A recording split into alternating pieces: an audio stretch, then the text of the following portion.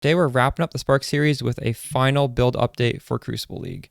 This video is going to focus on how we can most easily do the Uber content in the game, such as Wave 30 Simulacrum, the Uber bosses, etc. We did those on stream, and if you do want to see video footage of all the hard content, I'm going to post on my second channel, probably a link in the comments below. The main changes we did were we dropped out of Cold Spark, so we dropped both Call the Brotherhoods, we dropped the Heatshiver, and the reason for switching to full lightning is that our damage is going to be very consistent since the Heatshiver relies on freezing, and it's pretty hard to freeze the Uber bosses. Since we're not doing cold damage anymore, we're going to have a high shock value. It's just going to feel much more consistent. As for mapping, once you get enough damage, you don't really need the extra damage from Heatshiver anyways, and I was at a point where I definitely didn't need that. And by dropping the Call of the Brotherhoods, it does free up a ring slot, so we were able to use something like a Death Rush to make mapping a little bit faster. Alright. I'll let this footage run a little bit, and then we will get into the POB.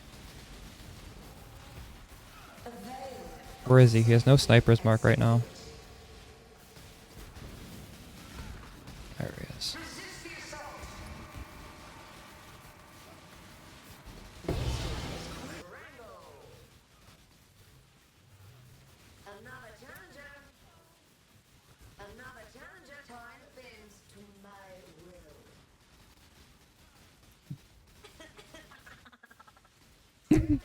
I'm the only one left.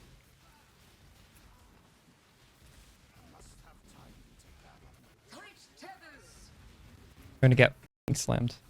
Alright. Stay inside the map, dead.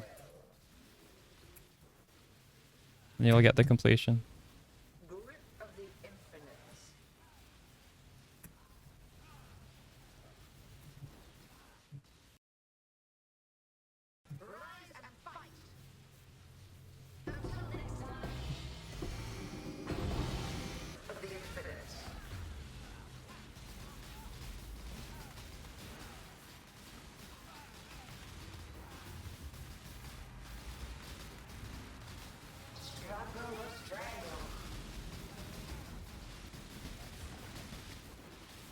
That's one of them down.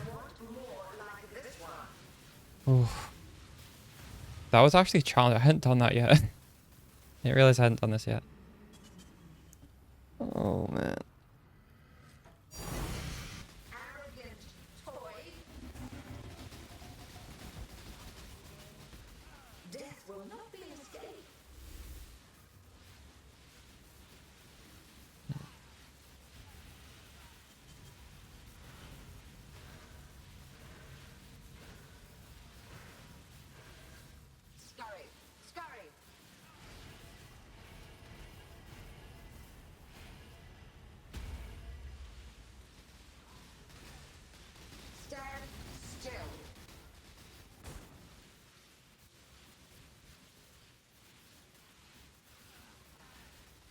Sparky kind of just, if you have the sniper's mark on her, you can be off screen. Don't really have to aim.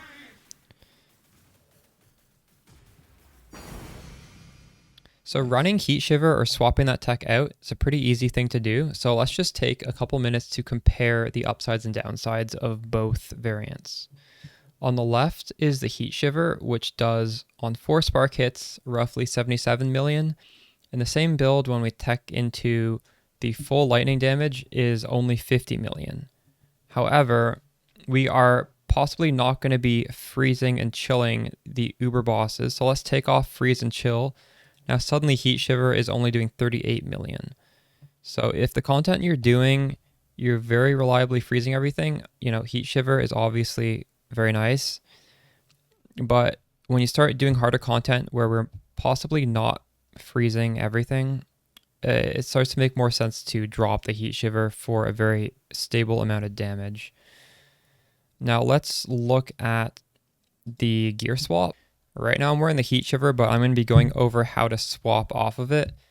The first thing is the glove implicit. I have chance to unnerve on lightning, although if you were using Heatshiver, you would want to have the freezes spread to nearby enemies instead. And the other thing for Heatshiver would be the Ashes Anoint. You'd want to have Winter's Embrace because freezes that are too short of a duration would be dropped entirely. So increasing the duration helps us freeze higher HP enemies that wouldn't otherwise be getting frozen, which is mandatory with the Heatshiver. So other than that, you can just take off the Heatshiver and take off the 2 rings, and we'll be replacing those with a rare helmet. The benefit of a rare helmet is you can get increased mana reservation on the suffix with Essence of Loathing, and you can also get increased mana reservation efficiency in the implicits. So with all this extra mana reservation efficiency, we can drop Culling Strike and Tornado in favor of Anomalous Blood and Sand with enhanced support. And the benefit of Anomalous Blood and Sand is the quality gives us projectile speed. So when we combine that with Enhance and an Ashes, we're getting roughly 70% increased projectile speed. And I'll just move my Molten Shell, cast for damage taken back in. The projectile speed helps us hit the maximum damage much easier. As you see down at the bottom, this is assuming 4 sparks hit. And realistically, when you have lower projectile speeds, you are not going to be hitting 4 times sparks almost ever. You're going to maybe hitting 1, 2, or 3 times multiplier if you're lucky. So this just shows, again, like this 50 million damage is way more consistent because with the Heatshiver, again, if you're not freezing, it's already lower, but you also have lower projectile speed. So we could just assume maybe we're hitting 1 less. So, oh wow, now we're down at half the damage of the lightning variant.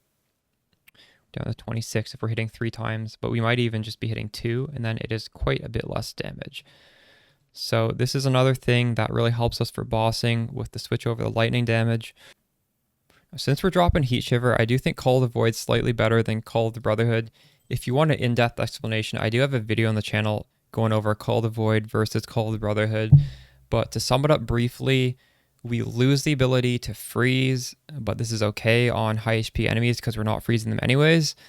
And we are gaining a sort of pseudo fortify because we're going to be chilling enemies, and enemies that are chilled will do less damage to us. In order to use Call of the Void, though, we must have immunity to chill because this will chill us. So the easiest way to get that is on the boots. You can get the June Unveil for hybrid movement speed with chance to avoid being chilled. And our other ring is a flex slot. If you want to do bosses, since this is an Elder and Shaper influence, we can make use of Mark of the Shaper. This gives us a ton of spell damage, some lightning damage. It's just really budget high damage ring. And for mapping, I would suggest using a Death Rush because Adrenaline feels really, really great. It's a lot of damage. It's a lot of movement speed. The only downside is it's on kill, so you can't really use this for bossing. But this would be the tech. You'd use this for mapping. You'd probably use this for bossing. You could even just throw in a rare ring if you want.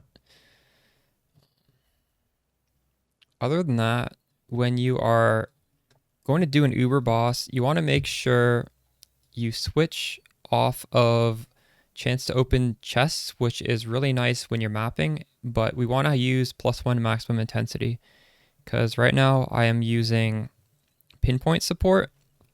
So +1 intensity is a 20% more damage multiplier. And even if you're mapping, I would still leave pinpoint on. It's still pretty good damage on 3 intensity. And the opening the chest is so nice to have. But for bossing, you really want that extra damage. Another thing to note about this tree is we are getting reflect immunity with the mastery over here combined with Soul of Yugal.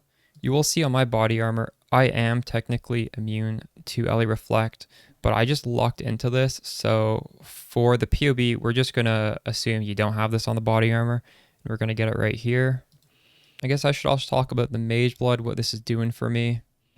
So by getting a Mageblood, I was able to drop Dreamer because we're getting reduced mana cost of skills on a flask. So if you're not using a Mageblood, you would obviously want to spec into this. I also dropped Illyria for +2 points. I don't know if that's possible without a Mageblood, because my Spark is 6 mana right now. Again, you don't need a Mageblood to do this, but you might need to unspec some points, just wherever, maybe some of the jewel sockets, in order to get the mana on the tree. And another benefit of using the Mageblood with the reduced mana cost is we're able to use Divine Blessing Wrath. My Divine Blessing costs 24 mana, and that just boosts my damage by quite a bit.